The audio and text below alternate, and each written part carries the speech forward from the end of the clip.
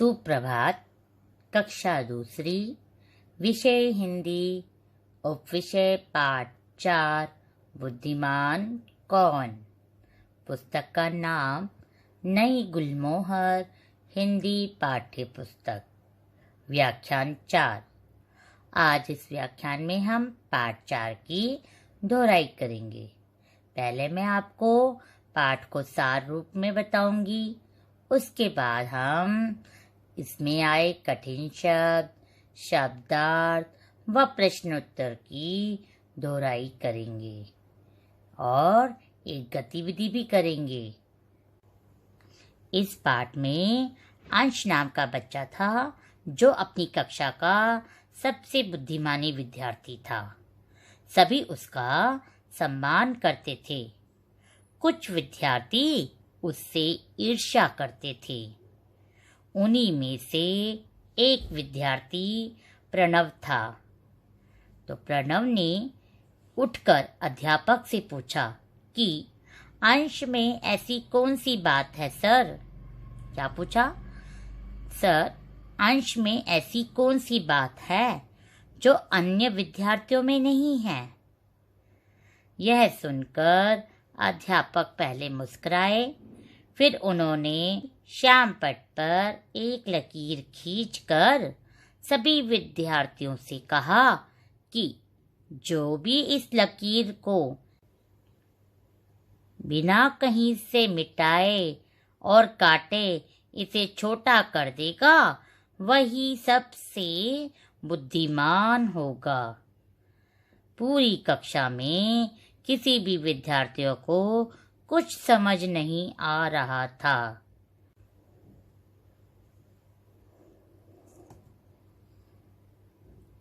अध्यापक ने अंश की ओर देखा, तभी अंश उठा और उस लकीर के बराबर में एक और बड़ी लकीर खींच दी। ऐसा करने से पहली लकीर बिना काटे और मिटाए छोटी हो गई। प्रणव को ये देखकर अपनी गलती का एहसास हो गया और वह अंश के पास गया और उसने अंश से माफी मांगी। अंश ने कहा, कोई बात नहीं प्रणव, आपको अपनी गलती का एहसास हो गया, बस बात खत्म। उस दिन के बाद से उसने अंश की कभी शिकायत नहीं की। तो बच्चों, जाना कि किस प्रकार प्रणव को भी बात समझ आ गई। तो कभी आपको भी ऐसा लगे तो आप पहले बुद्धिमता से सोचना।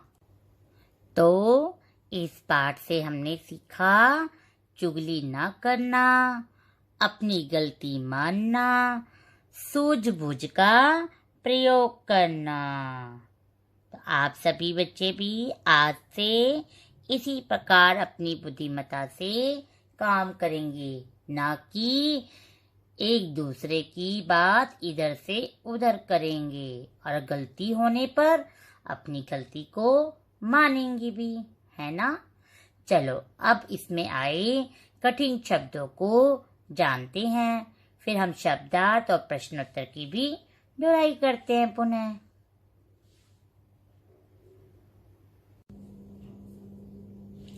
कठिन शब्द थे। नंबर 1 पे बुद्धिमान, नंबर 2 पे श्यामपट, नंबर 3 पे ईर्ष्या, नंबर 4 पर लज्जित, नंबर 5 पर सर्वत्र, नंबर 6 पर मूर्ख, नंबर 7 पर अध्यापक, नंबर 8 पर लकीर, नंबर 9 पे प्रशंसा, नंबर 10 पे छात्र, नंबर 11 पे सूझबूझ, नंबर 12 पर क्षमा, नंबर 13 सदैव, नंबर 14 प्यार, नंबर 15 व्यक्ति, नंबर 16 पक्के, नंबर 17 मुंह, नंबर 18 मुस्कुरा, नंबर 19 अंश, नंबर 20 प्रणव। आप सभी ने बिना गलतियों के सुंदर सुंदर लिखे हैं ना। चलो अब हम शब्दार्थ को देखते हैं।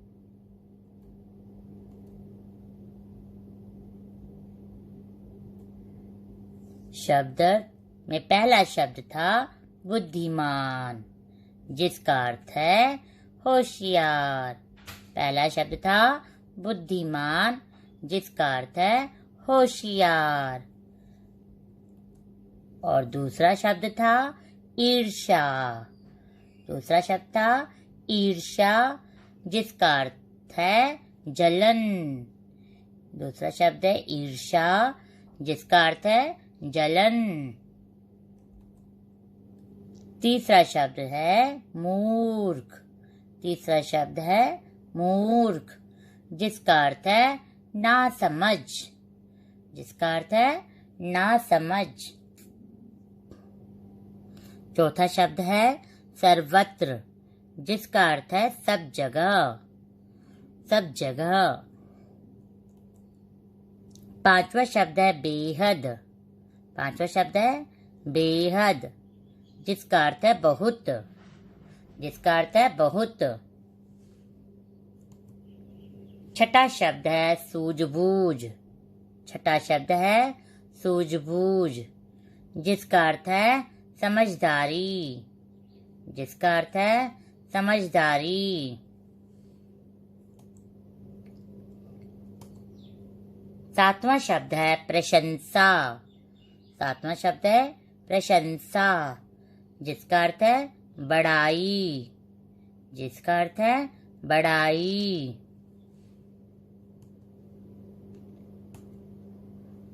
आठवां शब्द है लकीर। आठवां शब्द है लकीर, जिसका अर्थ है रेखा। जिसका अर्थ है रेखा। नौवां शब्द है लज्जित। नौवां शब्द है लज्जित, जिसका अर्थ है शर्मिंदा। जिसका अर्थ है शर्मिंदा। 10वां शब्द है सदैव। 10वां शब्द है सदैव, जिसका अर्थ है हमेशा।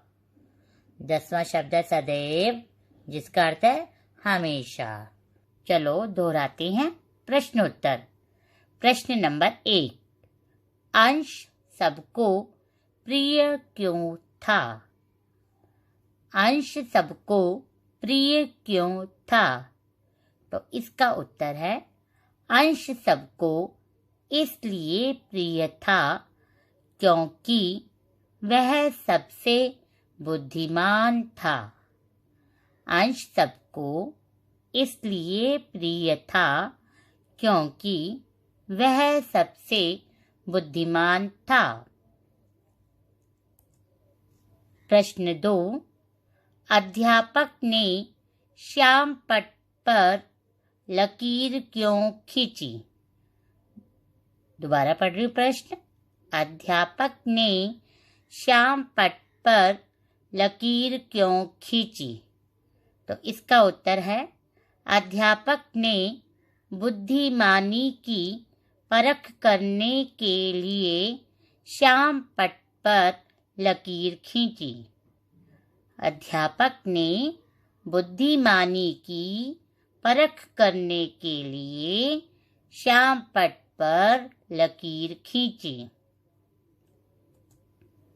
तीसरा प्रश्न है, अंश ने लकीर छोटी कैसे की? अंश ने लकीर छोटी कैसे की? उत्तर है अंश ने पहली लकीर के बराबर में एक बड़ी लकीर खींचकर पहली लकीर को छोटा कर दिया। अंश ने पहली लकीर के बराबर में एक बड़ी लकीर खींचकर पहली लकीर को छोटा कर दिया। प्रश्न 4, प्रणव ने अंश से क्षमा क्यों मांगी? क्या है? प्रणव ने अंश से क्षमा क्यों मांगी? तो इसका उत्तर है प्रणव ने अंश से क्षमा इसलिए मांगी क्योंकि वह अंश से ईर्ष्या करता था। प्रणव ने अंश से क्षमा इसलिए मांगी क्योंकि वह अंश से ईर्ष्या करता था। प्रश्न 5 है, अंश कैसा छात्र था? अंश कैसा छात्र था? उत्तर है, अंश बुद्धिमान छात्र था। अंश बुद्धिमान छात्र था। प्रश्न 6 है, हमेशा किसकी प्रशंसा होती थी? हमेशा किसकी प्रशंसा होती थी? तो इसका उत्तर है, हमेशा अंश की प्रशंसा होती थी। हमेशा अंश की प्रशंसा होती थी। प्रश्न नंबर 7 है, कैसे छात्र की सभी प्रशंसा करते हैं? कैसे छात्र की सभी प्रशंसा करते हैं? तो इसका उत्तर है, बुद्धिमान छात्र की सभी प्रशंसा करते हैं। बुद्धिमान छात्र की सभी प्रशंसा करते हैं। तो एक बार हमने प्रश्नों के उत्तर को दोहरा लिया, तो आपको सभी प्रश्नों के उत्तर आ गए होंगे। चलो अब हम करते हैं। मैं लाई हूँ एक गतिविधि, ठीक है? नीचे दिए चित्रों में 6 अंतर है। आपको 2 चित्र दिखा रही हूँ, इसमें से 6 अंतर जानने हैं। कौन सी चीज यहाँ नहीं है, कौन सी चीज यहाँ नहीं है। आपको 6 अंतर पहचानने हैं। क्या आप ये उत्तर ढूंढ सकते हैं? अपनी बुद्धिमत्ता का प्रयोग कीजिए। पहले आप इस चित्र को अच्छे से देख लीजिए और सोचिए, फिर मैं आपको इसके उत्तर बताऊंगी। देखिए चित्र को। आपको मिलते हैं थोड़ा सा समय। पहचानिए। जी, देखिए यहाँ पर है गुब्बारा, यहाँ गुब्बारा नहीं है। यहाँ मोमबत्ती है, यहाँ मोमबत्ती नहीं है। देखिए ये दायां साइड हो गया, ये बायां साइड हो गया। आपके दाईं साइड में गुब्बारा नहीं है, ठीक है? और आपकी बाईं साइड में कैंडल्स नहीं है, मोमबत्तियां नहीं है ना। और 2 निकल के तीसरा क्या है? जिस बच्चे का जन्मदिन है उसकी टोपी का रंग अलग अलग है। और चौथा, जो ये लड़का पीछे खड़ा है, इसकी टी शर्ट का रंग भी अलग है। देखो इसमें लाइन बनी हुई है, इसके टी शर्ट में लाइन नहीं बनी हुई। 5वां क्या हो सकता है? ये देखो गिफ्ट यहाँ पर है, दिखाई दे रहा है, इस चित्र में नहीं दिखाई दे रहा। और छठा कौन सा है? छठा है, इसका रंग नीला और इसका रंग गुलाबी है, अलग अलग रंग का है। तो जाना किस प्रकार इस चित्र में 6 अलग अलग है। तो हम इसका उत्तर जान लेते हैं। पहला, दाई तरफ गुब्बारे नहीं है। देखो गुब्बारे नहीं है ना। दूसरा, जिस बच्चे का जन्मदिन है उसकी टोपी अलग है। देखिए इसकी टोपी अलग है ना। तीसरा, केक पर मोमबत्तियां नहीं हैं। चौथा, बाई तरफ गिफ्ट नहीं है, यहाँ पर गिफ्ट नहीं रखा हुआ। देखिए 5वां, दाई तरफ रखे गिफ्ट का रंग अलग है। देखिए ये नीला है और ये गुलाबी है। और छठा क्या है? पीछे खड़े लड़के की टी शर्ट अलग है, इस बच्चे की टी शर्ट कैसी है? अलग है। तो जान लिया आपने 6 अंतर। आज आपका गृह कार्य रहेगा, प्रदत्त कार्य करो। प्रदत्त कार्य में आपको प्रश्न दिए गए हैं। यहाँ पर आप अपना पहले नाम लिख लेना। इसके पश्चात प्रश्न नंबर 1 दिया गया है। सही उत्तर के सामने सही निशान लगाइए। आपको यहाँ प्रश्न दिया गया है, उसमें 3 विकल्प दिए गए हैं। इस प्रश्न का कौन सा विकल्प सही है उसके सामने सही का निशान लगाना है। प्रश्न ख में भी इसी प्रकार आपको देखना है, कौन सा विकल्प सही है उसके सामने सही का निशान लगाना है। अगला दिया है मैंने प्रश्न नंबर 2, दिए प्रश्नों के उत्तर दीजिए। आपको यहाँ पे प्रश्न दिए गए हैं जिनके आपको उत्तर पहले सोचना है, फिर लिखते समय बोल बोल कर लिखना है और उसे दोबारा से देखना कि कहीं कोई गलती तो नहीं कर दी आपने या कोई शब्द लिखना तो नहीं भूल गए। प्रश्न नंबर 3 दिया गया है, दिए गए शब्दों के अर्थ लिखिए।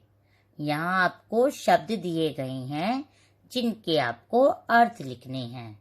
आपको तो पाठ 4 के शब्द याद भी हो गए होंगे, लेकिन लिखने के बाद एक बार जरूर जांच ले, अर्थात चेक कर ले कहीं आपने कोई गलती नहीं लिख दी हो, मात्राओं की कोई गलती ना हो गई हो। प्रश्न 4 दिया गया है, उचित स्थान पर रेफ और पदेन का प्रयोग करके शब्द बनाइए।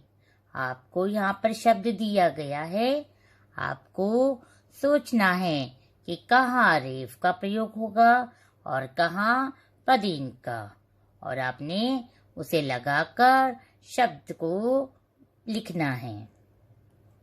अब इन सभी प्रश्नों को आप करेंगे, लेकिन सोच सोच के करना, ठीक है।